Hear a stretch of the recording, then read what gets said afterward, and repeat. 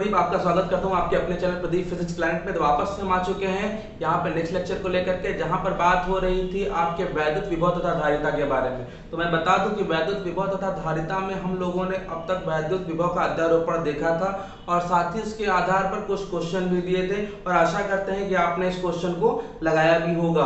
वैद्युत विभव के जितने भी क्वेश्चन मैंने होमवर्क में दे रखे थे वो जरूर करिए। कोई भी डाउट हो तो जरूर कमेंट करें या फिर मेरे नंबर पे आप मैसेज करें ताकि मुझे पता चल सके कि आपकी सिस्टमैटिक स्टडी चल रही है। तो आज हम लोग चौथे लेक्चर पे हैं, जहां पर आज हम लोग बात करेंगे कुछ एक्स्ट्रा क्वेश्चंस के बारे में, साथ ही एक्स्ट्रा टॉपिक्स क्या होंगे और डिस्कस करेंगे वैद्युत द्विध्रुवीकरण वैद्युत विभव के बारे में भी। तो आइए फटाफट से बिना समय वेस्ट के स्टार्ट करते हैं। तो एक टॉपिक है बच्चों, ये आप लोग को बड़ा इंपॉर्टेंटली पढ़ना है और ये कभी कभी आपको 1 मार्क्स के क्वेश्चन में बोर्ड्स में या फिर 3 मार्क्स में दूसरे कॉम्पिटेटिव एग्जाम्स में आ जाते हैं। थोड़ा समझिएगा। मान लेते हैं कि मेरे पास बहुत सारे बूंदे हैं, बूंदे समझ ही रहे हो आप, बहुत सारे ड्रॉपलेट्स हैं, बहुत सारे। और ये बहुत सारे जो ड्रॉपलेट्स हैं वो कितने ड्रॉपलेट्स हैं, तो मान लो n ड्रॉपलेट्स हैं, n बूंदे हैं और ये हर n बूंदे जो है एक समान रूप से आवेशित है और सबकी बूंदों की साइज भी सेम है, मतलब समान n बूंदे हैं जिन पर सब पे बराबर आवेश है। अब बूंद है तो गोल ही होंगी, आपको पता ही है। और ये सब जुड़ करके एक बड़ी बूंद बनाती है, राइट। ये कुछ इस तरीके का बूंद बनाती है। अब ये जो बड़ी बूंद बनी है, इस बड़ी बूंद पर जो चार्ज होगा वो क्या होगा, और जैसा कि आपको पता ही है कि एक जो बड़ी बूंद बनेगी ये इसके अमाउंट पर डिपेंड करती है कि कैसा अमाउंट है। तो बड़ी बूंद की जो रेडियस होगी इसी के आधार पर डिसाइड किया जाएगा, देख लेंगे हम लोग। तो मान लेते हैं कि बड़ी बूंद का जो रेडियस है वो कैपिटल R है और छोटी बूंदों का जो रेडियस है वो स्मॉल r है। ये स्मॉल r दिया हुआ है एक छोटी छोटी बूंदों का।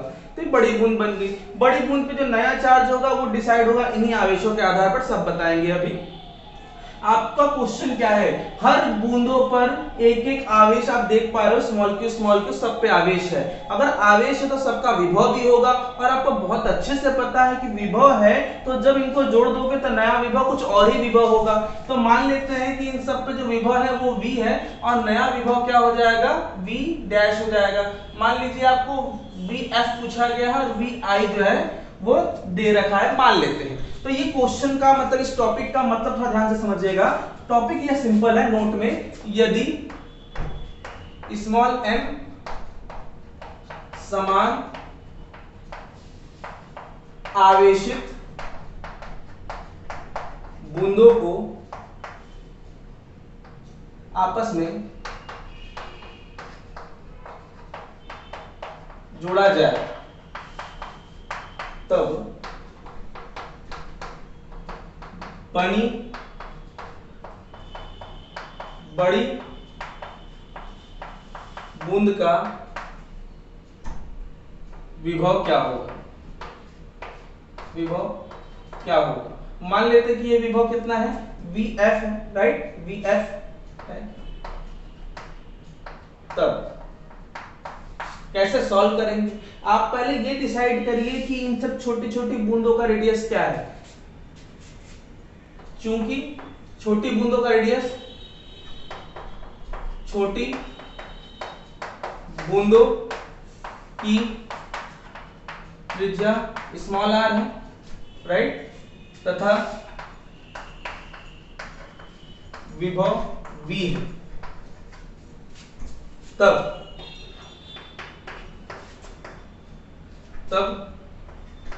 बड़ी बूंद की त्रिज्या कैपिटल R होगी। कैसे पता चलेगा इसका नया रेडियस क्या होगा, तो आयतन पर डिपेंड करता है। आपको पता है बूंद द्रव में आते हैं और द्रवों का आयतन नियत होता है, राइट। n बूंदों का आयतन, तो एक छोटी वाली बूंद का आयतन ये है छोटा, आप vi लिख सकते हो, लेकिन इतना डिटेल में लिखने से क्या फायदा, आप डायरेक्ट विभव यहाँ पे आयतन क्या लिखोगे, एक एक बूंद का आयतन, क्योंकि बूंद गोल होते हैं और गोले का आयतन होता है 4/3 पाई r क्यूब। 4/3 n बूंदे हैं तो 4/3 पाई r क्यूब, राइट। ये हो गया इसका। और सिंपली अगर मैं बड़े वाली बूंद की बात करूं तो बड़ा वाला तो एक ही बूंद बना ना, तो बड़े वाला बूंद भी तो गोली बनेगा, तो 4/3 पाई r क्यूब। ये लीजिए कुछ इस तरीके से लिख दिया। जो टर्म कैंसिल हो उसको कैंसिल कर दीजिए, पहला काम। N r cube is equal to, आप इधर क्या लिख सकते हो, आर क्यूब, राइट। ये एन एक्चुअली एन बूंदे हैं। यहां से कैपिटल आर की वैल्यू क्या मिलेगी, तो कैपिटल आर की जो वैल्यू मिलेगी वो ये क्यूब इधर जाएगा तो 1/3 हो जाएगा, मतलब कि पावर में 1/3 हो जाएगा। तो 1/3 इस 3 को काटेगा लेकिन इसको नहीं काट पाएगा, तो सिंपली यहाँ पे r is equal to n के पावर में 1/3 और स्मॉल r लिख सकते हो। ये आ गई त्रिज्या नए वाले की। तो जो नया वाला गोला होगा, बूंद होगा, उस नए वाले बूंद की जो त्रिज्या होगी वो कुछ इस तरीके से आप निकाल लोगे, चाहे 8 बूंदे हो, चाहे वो 27 बूंदे हो, चाहे वो 64 बूंदे हो, जैसे भी बूंदे दी रहेंगी आप निकाल लोगे, राइट। ये हो गया। अब आपको विभव पूछा गया है, तो विभव कैसे निकालते हो, तो मैं बता दूं कि अगर किसी गोले वगैरह का विभव निकालने की कोशिश करते हो ना, तो गोले का विभव हमेशा उसके आकार मतलब त्रिज्या पर डिपेंड करता है और इसके आवेश पर डिपेंड करता है। तो बूंद, ये वाली बूंद, बड़ी वाली बूंद, तो बड़ी बूंद का विभव, तो बड़ी बूंद का विभव निकालना है तो बड़ी बूंद के लिए Vf लिख सकते हैं या V लिख दो, कोई दिक्कत नहीं है। फॉर्मूला आता है 1/4 pi epsilon not, 1/4 pi epsilon not. ये हो गया। बड़े वाले आवेश की वैल्यू कैपिटल क्यों ले लीजिए, जो कि आपने इस पर मान रखा है, ये इसी का मान रखा है आपने, और यहाँ पे रेडियस, राइट। और ये जो चार्ज है, ये नया वाला चार्ज है, ये टोटल अमाउंट पे डिपेंड करता है, राइट। तो ये टोटल अमाउंट क्या हो जाएगा, 1/4 पाई एप्सिलॉन नॉट, और ये हो जाएगा n स्मॉल क्यू। n क्या है, n बूंदे हैं, स्मॉल क्यू आपका एक का चार्ज था, n बूंदे जुड़े तो n स्मॉल चार्ज का गुणा, और नीचे क्या होगा 1/3 पावर में n के, और साथ में क्या होगा स्मॉल r, राइट। ये हो गया, बात समझ आ गई। यहां से n के पावर 1/3 ऊपर ले जाइए, ऊपर ले जाओगे तो हो जाएगा -1/3, राइट। तो ये हो जाएगा v is equal to 1/4 pi epsilon not, यहाँ पे कांस्टेंट है, n के पावर ऊपर जाएगा तो n के पावर 1 - 1/3, ये पावर में हो गया, और साथ में स्मॉल क्यू बटे में स्मॉल r। इसको थोड़ा सॉल्व करेंगे आप ना, तो 3 को 1 से गुणा करेंगे तो 3 और 1 सब्ट्रैक्ट कर दीजिए, तो फाइनली ये बड़े वाले का है, और n के पावर 2/3, और ये फाइनल आया 1/4 pi epsilon not small Q by small r, right. ये हो गया। यहां से आप इसको पहचान रहे हो, ये क्या है, ये छोटे वाली बूंद को दिखा रहा है। तो एक छोटे वाली बूंद का विभव जो भी हो, लेकिन बड़ी वाली बूंद का जो विभव होगा वो छोटी वाली बूंद का कितना आएगा, 2 पावर में 2/3 v, और ये बड़े वाली बूंद का विभव कैपिटल V से दिखा दिया, और छोटे वाली बूंद का विभव हमने स्मॉल v से दिखा दिया। इस तरीके से जो नया विभव होगा वो n के पावर 2/3 होगा। बात समझ आ गई। तो इस तरीके से आपको ये रेडी रखना है, अगर एग्जाम में आता है तो आप इसी तरह सिस्टमैटिक वे में क्वेश्चन कर पाएंगे, राइट। अब हम आगे बढ़ेंगे, देखेंगे नेक्स्ट टॉपिक। तो अब हम लोग नेक्स्ट टॉपिक देखेंगे, वैद्युत द्विध्रुव के कारण किसी बिंदु पर वैद्युत विभव क्या होगा। वैद्युत द्विध्रुव अगर आपको याद नहीं है तो फटाफट से पहले पहला चैप्टर कवर करिए, वहां पर वैद्युत द्विध्रुव के बारे में पूरी डिटेल में जानकारी दी गई है। वैद्युत द्विध्रुव का फॉर्मूला क्या होता है, वैद्युत द्विध्रुव सब आपको पता होगा। आज हम डिस्कस करेंगे वैद्युत द्विध्रुव के कारण वैद्युत विभव। वैद्युत द्विध्रुव के कारण वैद्युत विभव, ये है हमारा टॉपिक, राइट। अब आइए थोड़ा डिस्कस करते हैं कि टॉपिक को डील कैसे करना है। पहले तो ये समझिए कि ये एक डाइपोल है, राइट। ये एक डाइपोल है, ये डाइपोल -q और +q है, जैसा कि आप जानते हैं, राइट। यहां से आपको मिड पॉइंट आपको पता चल गया, और यहां से यहां के डिस्टेंस a और यहां से यहां के डिस्टेंस a, मतलब इनके टोटल जो दूरी होती थी वो 2a होती थी, याद है। तो ये डाइपोल की लेंथ मतलब लंबाई 2a हो गई, और ये इसका मिड पॉइंट हो गया। अब आपको यहां पर हम एक पॉइंट सिलेक्ट करके देते हैं, और ये किसी बड़ी डिस्टेंस पर किसी भी एक पॉइंट पर हमने P सिलेक्ट कर लिया है, जहां पर वैद्युत विभव पिक करना है, फाइंड करना है, पता करना है, राइट। ये इसको ज्वाइन कर लीजिए। तो आपने इसको ज्वाइन कर लिया। जब ज्वाइन करते हो तो दूरी हमेशा मिड पॉइंट से ली जाती है, तो जैसा कि आपको कंडीशन पता है, आपने कंडीशन के हिसाब से दूरी मिड पॉइंट से ले लिया और क्या लिया, स्मॉल आर लिया, राइट। ये इसका पोजीशन है, स्थिति है। सिंपली अगर मैं आपसे पूछूं कि स्थिति है तो डाइपोल से कुछ इसका कुछ ना कुछ एंगल होगा, क्योंकि डाइपोल देखिए जाना जाता है अपने डाइपोल मोमेंट के लिए, और इसका डाइपोल मोमेंट मतलब द्विध्रुव आघूर्ण की दिशा हमेशा नेगेटिव से पॉजिटिव की ओर होती है, तो नेगेटिव से पॉजिटिव की ओर हो गई, राइट। अब यहां से यहां की इसकी दिशा है और इसको आपने कर लिया ज्वाइन, तो अब आपको बताना ये है कि इसके वजह से यहाँ पे विभव क्या है, तो उसके लिए आपको मेन तो आवेश से मतलब है, तो ये मेन आवेश प्लस क्यू है और माइनस क्यू, यही दो चार्ट मेन होते हैं। तो इसको थोड़ा पीछे करिए और इसको भी थोड़ा पीछे करिए, दोनों देखते हैं कि कहां ज्वाइन करते हैं। आपने देखा कि ये लोग एक दूसरे को ऐसे ज्वाइन कर रहे हैं, यहाँ पे ये यहाँ पे। इसका नाम आप रख सकते हो, नाम आप जरूर रखो डाइपोल का। डाइपोल का नाम हम अक्सर ए बी रखते हैं, तो ए बी रख सकते हो, नहीं तो आप कुछ भी रख सकते हो। तो ए बी डाइपोल है और यहाँ द्विध्रुव है, द्विध्रुव के किसी बिंदु पर यहाँ पी है जहां पर वैद्युत विभव निकालना है। और कितना कोण बनाता है, तो ये कोण बनाता है थीटा, राइट, थीटा, याद रखें। तो ये हो गया कहानी। अब मुझे बताइए कि मैं ये पूछूं आपसे कि जो दूरी इसकी ये वाली है, ये वाली जो दूरी देख पा रहे हो आप यहां से यहां की, क्या वही सेम डिस्टेंस A से P की है? तो ऑफ कोर्स नहीं है, नहीं है ना, बिल्कुल नहीं है। और जो दूरी ये है वो ये दूरी है, बिल्कुल ये भी नहीं है। तो हमें कैसे पता चलेगा कि ये दूरी कितनी है? क्योंकि बिना दूरी के हम विभव कैसे निकालेंगे? विभव में आपको पता है कि 1/4 Q/r होता है, राइट। अब स्टार्ट करते हैं। स्टार्ट करने से पहले ध्यान देंगे कि -q के कारण P पर विभव कैसे निकाला जाए, राइट। तो पहले तो हम लोग चेक करेंगे, माना द्विध्रुव AB के मध्य बिंदु O से बिंदु P की दूरी स्मॉल r। ये काम पहले करके आगे बढ़े। अब सबसे पहले स्टार्ट करते हैं। इसको तो पीछे करिए तो बच्चों, इसको पीछे करिए और यहां से इस लाइन को पहले बढ़ाए रखिए और इस पॉइंट से यहां से लंब डाल दीजिए। किस पर? इस पर इस P से और O से होकर जाने वाली रेखा पर ऐसे लंब डाल दीजिए। तो जैसे ही आप इस तरह लंब डालोगे इस पर ना, तो ये कहीं ना कहीं काटेगा। मान लो M पर काट दिया, मान लो कि ऐसे पीछे किया तो M पर काट दिया। ऐसा क्यों किया?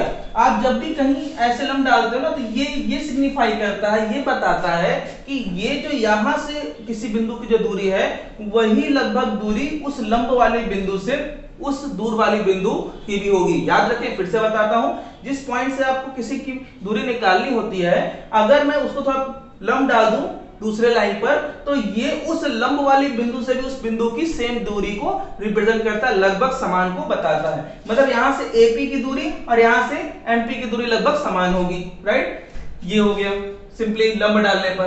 क्या लंब डाला आपने डाला AM लंब डाला। किस पर डाला? आपने लंब डाला है OP लाइन पर लंब डाल दिया, राइट। OP लाइन पर लंब डाल दिया। तो OP लाइन पर लंब डाला, तो इस समय आपको क्या पता चला? तब आपको पता चला कि AP इज नियरली इक्वल, मतलब कि लगभग बराबर, AP की वैल्यू बराबर हो जाएगी किसके? MP के। मतलब अब आपको सोचने की जरूरत नहीं है। अगर आपको AP की वैल्यू चाहिए, मतलब कि इस वाली माइनस आवेश से आप विभव चाहिए, मतलब R1 चाहिए, तो ये दूरी तो अलग होगी ना, तो R1 मान लेते हैं। तो ये R1 अगर चाहिए तो आपको एक्चुअली MP निकालना चाहिए, राइट। तो बढ़िया, आपको पता चल गया कि आपको R1 कैसे निकालना है।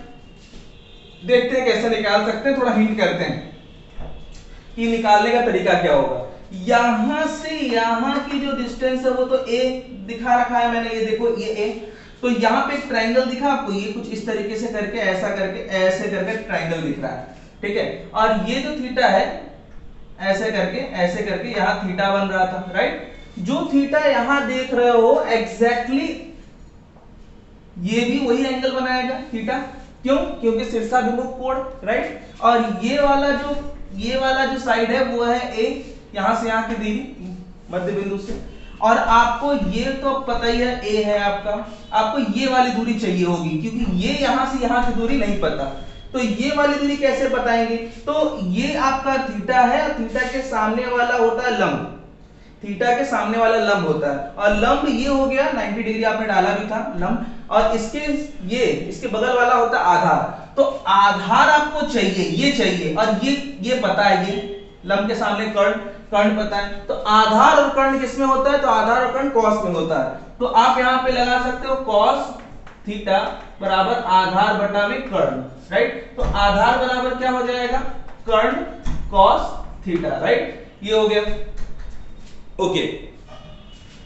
तो आधार की वैल्यू आपको मिल जाएगी, ये वाली वैल्यू आपको मिल जाएगी, के कितना है? a, और cos थीटा, राइट। ये कुछ इस तरीके से, मतलब ये वाली दूरी मिल गई a cos थीटा, राइट। यहां से यहां की दूरी आपको क्या मिल गई? a cos theta. तो अब आपको r1 निकालने से कोई नहीं रोक सकता। तो AP की वैल्यू जो है अब आपको R1 दिखा रही है, और R1 की वैल्यू एक्चुअली किसके बराबर है? MP के बराबर है। और ये इक्वल वैल्यू कैसे मिलेगी? R प्लस जो कि यहां से यहां की दूरी है, और यहां से यहां की दूरी अभी अभी OP देख रहे हो, O ये है और M ये है, राइट। तो OM की वैल्यू अभी भी मिला, कितना मिला? थीटा ये था, थीटा के सामने ये लंब था, लंब से हमें मतलब नहीं, आधार से मतलब था। आधार और कर्ण किसमें होता है? कॉस में। तो ये वाली वैल्यू आपको मिल गई, ये आधार वाली वैल्यू a cos थीटा, ये a cos थीटा मिल गया, a cos थीटा, राइट। ये कुछ इस तरीके से मिला। सिंपली अगर मैं आपसे पूछूं कि यहां से यहां की दूरी मिल गई, तो ये भी निकाल सकते हो। हाँ बिल्कुल, ये सेम तो है नहीं, ये भी निकालना होगा। इसकी पोजीशन जो है R2 अलग है। सिंपली इसी प्रकार आपको अगेन इस पर भी लंब डालना होगा। तो इस पर लंब कैसे डालेंगे? ये लंब आप ऐसे करके यहां डाल दीजिए, यहां पर, और इसका नाम रख दीजिए n, राइट। ये डाल दिया, और यही कहानी फिर से रिपीट होगी। ये लंब आपने डाला तो, और इस बार आपको डायग्राम कुछ इस तरीके का मिलेगा, कुछ इस तरीके का। ये लंब आपने ऐसे डाला था, ये डाला था, और ये कितना है? a है, यहां से यहां तक ये a देख रहे हो, a है, और ये आपका फिलहाल थीटा है। तो थीटा के सामने लिख जाए, ये लंब होती है, ये लंब हो गया। और ये आपको चाहिए ना, ये वाली वैल्यू, क्योंकि लंब डालने से आपका NP और BP वैल्यू लगभग सेम हो जाएगी, NP और BP, राइट। तो यहां से आपने पहले तो ये लिखना पड़ेगा ना, क्या लिखना पड़ेगा? आपने BN जो है लंब डाला है, किस पर लंब डाला है? ये लंब का चिन्ह होता है, किस पर डाला है? OP पे डाला, राइट, बढ़िया। और जैसा ही आपने डाला तो इस बार ये आपको BP की वैल्यू NP, क्योंकि मैंने क्या बोला था, जहां से लंब डाला जाता है वो दूरी से लगभग बराबर हो जाता है। तब आप ये कह सकते हो कि यहां पर BP की वैल्यू ये लगभग बराबर हो जाएगी किसके? NP के लगभग बराबर हो जाएगी, राइट। ये हो गया। सिंपली यहां से यहां की दूरी तो R है नहीं, यहां से यहां तक की दूरी R है, ये बात याद रखिएगा। अब मुझे ये वाली दूरी अगर कोई बता दे, ON वाली दूरी, तो कहानी सिंपल सी है, इसके सामने ये हमें चाहिए नहीं। और याद रखिए थीटा के सामने लंब, लंब के बगल में आधार, ये कर्ण है, तो फिर वही आधार वाला खेल आ गया। ये आधार है, मतलब ये वाली वैल्यू आधार। अब ये वाली वैल्यू आधार कैसे निकालेंगे? तो आधार बराबर जैसे पहले निकाला था, ये वाला वैल्यू a cos थीटा, वैसे ही सिंपली ये कर्ण है, ये कर्ण हो गया। इसको थोड़ा अच्छे से दिखा दूं, ये थोड़ा आप इसको लिख सकते हो कुछ इस तरीके से, ये कुछ इधर गया, और ये 90 डिग्री, ये थीटा, और ये आपका हो गया कर्ण, ये हो गया आपका आधार निकालना था। कर्ण की वैल्यू कितनी है? स्मॉल a था, और ये आधार आपको निकाला तो आधार a cos थीटा आएगा। और यहां से यहां की दूरी तो r है, आपको यहीं से यहीं की दूरी चाहिए केवल, और यहां से यहां की दूरी एक्चुअली इसके बराबर है, लगभग दूर होता है, तो मैंने क्या बोला था? बराबर होता है। तो ये वाली दूरी निकालना है, तो ये दूरी आपको कैसे पता चलेगी? इतने में से इतना घटा देंगे।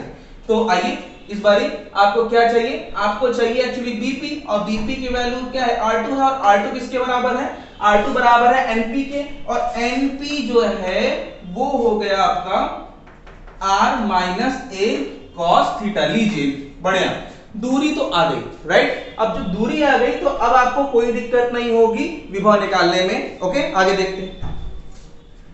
चलिए, तो अब मैं इस वाले पोर्शन को इरेज कर देता हूं, क्योंकि मुझे यहाँ पे सॉल्व करना होगा। अब मैं इसको इरेज कर देता हूं, लीजिए इरेज कर दिया। अब आगे बढ़ा जाए। अब देखेंगे कि पहले माइनस क्यू के कारण विभव, तो माइनस क्यू के कारण बिंदु P पर विभव, राइट, बिंदु P पर विभव। अब विभव का फॉर्मूला क्या होता है? V1 = 1/4 pi epsilon not. क्योंकि ये माइनस है तो यहाँ पे माइनस आएगा, पहले ही बताया था, चार्ज आवेश बटे में दूरी, यहां से यहां की दूरी अभी भी निकाले हो, कितना है r plus a cos theta. लीजिए समीकरण नंबर 1 तैयार है आपका, राइट। सिंपली इसी तरीके से अब इसमें आप प्लस क्यू के कारण भी लिख सकते हो, प्लस क्यू के कारण विभव। अब प्लस क्यू के कारण विभव कैसे निकालोगे, इसको लिखोगे आप v2 इज इक्वल टू, ये प्लस है तो प्लस लगाने की जरूरत होती नहीं है, 1/4 pi epsilon not q upon यहां से यहां के डिस्टेंस क्या लोगे r2, और r2 की वैल्यू कितनी है r minus a cos theta, r minus a cos theta. लीजिए ये भी आ गया। अब दोनों विभव को क्या करना है, सिंपली विभव है अदिश राशि है तो जोड़ा जाता है, एज यू नो जोड़ा जाता है, तो कुल बिंदु पर, बिंदु P पर विभव, तो विभव V is equal to V1 plus V2। Actually लिखेंगे प्लस और वो माइनस है तो अपने आप माइनस हो जाएगा। सिंपली यहां से इन दोनों में क्या कॉमन है देखिए, तो इन दोनों में कॉमन है Q by 4 pi epsilon not common है, और अंदर क्या बचा, अंदर बचा देखिए ये माइनस का टर्म है और ये प्लस का टर्म है, तो जो प्लस का टर्म है उसको मैं पहले लिख देता हूं r minus a cos theta, ये हो गया। और फिर माइनस वाला टर्म, ये माइनस है, माइनस में आएगा 1/r plus a cos theta, right, bracket close. Okay, आगे देखें, ये इरेज कर देते हैं, ये क्या हो जाएगा, तो यहां पर आप देखो जरा कि ये दोनों सेम है, मतलब a माइनस बी और a प्लस बी का टर्म है। अब वैसे भी मैं बता दूं कि यहां पर जब दो अलग अलग राशि a माइनस एक प्लस है तो इन दोनों का हमें कैसे ऐसा लेना होता है, दोनों का हमें डायरेक्टली गुणा कर देना होता है। तो वैसे भी दोनों को गुणा करोगे तो क्या मिलेगा, आइए देखते हैं, v is equal to q upon 4 pi epsilon not, और सिंपली ये आपको मिलेगा क्या, दोनों का गुणा करो सिंपली, तो हो जाएगा r minus a cos theta और r plus a cos theta. ये हो गया पहली कहानी। और इसके ऊपर क्या होगा, ये इधर और ये इधर क्रॉस मल्टीप्लाई आपको पता ही है, तो r plus a cos theta जैसा लसा लेते हो ना वैसे ही एकदम ये ट्रिक याद रखो, माइनस माइनस, यहाँ माइनस है, ये इधर जाएगा, तो जब ये इधर जाएगा ना इधर, तो यहाँ पर जो पॉजिटिव है वो माइनस से गुणा होगा, नेगेटिव हो जाएगा, लीजिए माइनस, और फिर ये जो नेगेटिव है जब इधर गया था तो ये माइनस इससे गुणा होकर के क्या हो गया, प्लस हो गया a cos थीटा, राइट। ये कहानी क्लियर हो गई, ओके फाइन। अब आगे बढ़े, आगे देखा जाए तो यहां पर क्या क्या टर्म कैंसिल होगा, r वाला टर्म और r वाला टर्म, देखिए जरा ध्यान से, तो यहां पर a cos थीटा ये वाला जो टर्म है, ये जो टर्म है ये हो जाएगा 2a cos थीटा, और r वाला टर्म तो गया, तो हो जाएगा 4 पाई एप्सिलॉन नॉट, और सिंपली इसको लिखा जा सकता है 2a cos थीटा, राइट। ये कहानी हो गई। इस वाले टर्म को क्या लिखा जा सकता है, r माइनस 2a cos, ये देखो a minus b plus b का फॉर्मेट है, और इसको हम लिख क्या सकते हैं, ध्यान दीजिएगा, इसको लिख सकते हैं a square minus b square का टर्म, तो r स्क्वायर माइनस a, ये पूरा स्क्वायर, ये वाला भी square, a square minus b square मतलब a square cos square theta, right, कुछ इस तरीके से। अब ध्यान से देखिए q इंटू 2a, पहचानो ये पहले चैप्टर का पार्ट फिर आ रहा है, v is equal to 1/4 pi epsilon not और 2 इंटू q इंटू a, जो कि एक डाइपोल मोमेंट मतलब द्विध्रुव आघूर्ण को रिप्रेजेंट करता है, प्रदर्शित करता है, साथ में cos थीटा आ गया, और बटे में क्या आ गया, r square minus a square cos square theta.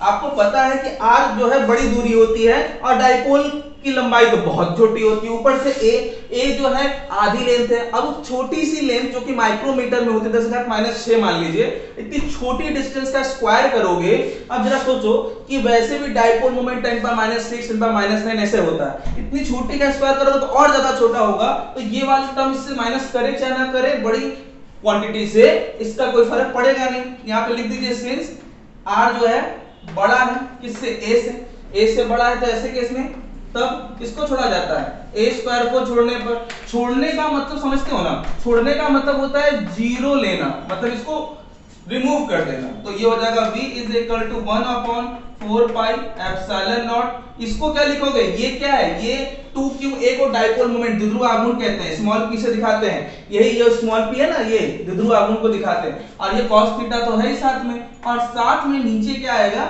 नीचे आएगा आपका r square, right, r square, ये वाला टर्म तो मिस कर दिया, और जरा ध्यान से देखेंगे आप तो आपको ये मिल गया 1/4 pi epsilon not p upon r square into cos theta, किसी भी बिंदु पर वैद्युत विभव का फॉर्मूला होता है, किसी भी बिंदु पर। अब मैं बता दूं कि आपको किसी भी बिंदु पर ये विभव का फॉर्मूला मिला, अब इससे आप चाहो तो किसी भी द्विध्रुव का, यही मेन फॉर्मूला है वैसे, किसी भी द्विध्रुव के किसी भी बिंदु पर वैद्युत विभव का। अब इस द्विध्रुव के फॉर्मूले से आप चाहते हो कि किसी अक्ष पर निकाला जाए, निरक्ष पर निकाला जाए, तो कैसे निकालेंगे, तो इसी से निकल जाएगा बच्चों। अब हमें कुछ करना नहीं है, अब मैं इसको इरेज कर देता हूं और आपको वो नोट पॉइंट पर समझा दूं कि कैसे आप किसी भी बिंदु पर निकाल सकते हो, राइट, ये बहुत इंपॉर्टेंट था।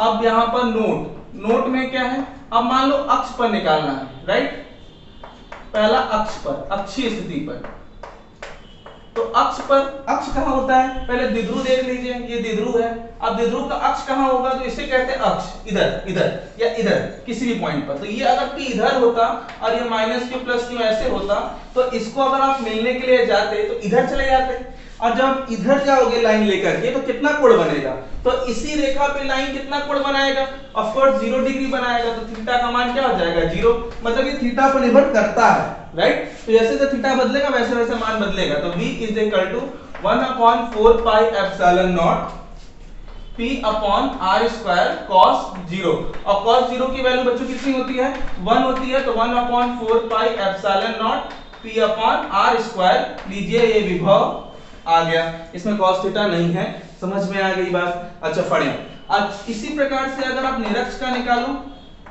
निरक्ष का मतलब कहां होगा, निरक्ष का मतलब होता है डाइपोल के यहां पर टॉप पे, ऐसा करके, कितनी दूरी पर, r दूरी पर। जरा सोचो कि ये लाइन अगर यही है और ये डाइपोल से एंगल लिया जाता है, तो द्विध्रुव से कितना कोण बनाएगा, तो 90 डिग्री दिख गया, 90 डिग्री, तो थीटा का मान कितना लेंगे, क्योंकि ये देख ही रहे हो आप कि 90 डिग्री बना रहा है, तो इस बारी आप v is equal to 1/4 pi epsilon not p upon r square cos 90 लिख दो, अब cos 90 की वैल्यू 0 होती है, तो विभव क्या होगा, 0। तो यहां पर एक क्वेश्चन और निकल के आता है कि सिद्ध कीजिए कि द्विध्रुव के निरक्ष पर वैद्युत विभव 0 होता है, तो आप इसको प्रूफ कर दोगे ऐसे करके, लेकिन उसके लिए भी ये करना ही पड़ेगा। तो किसी भी बिंदु पर विभव का फॉर्मूला ये, अक्षीय स्थिति पर ये और निरक्षीय स्थिति पर वैद्युत विभव 0 होता है। इससे रिलेटेड एग्जांपल करेंगे बच्चों, मिलेंगे अगले क्लास में, तब तक के लिए अपना ख्याल रखिए, सिस्टमैटिक सारी चीजों का कंप्लीट करिए, तब तक के लिए धन्यवाद।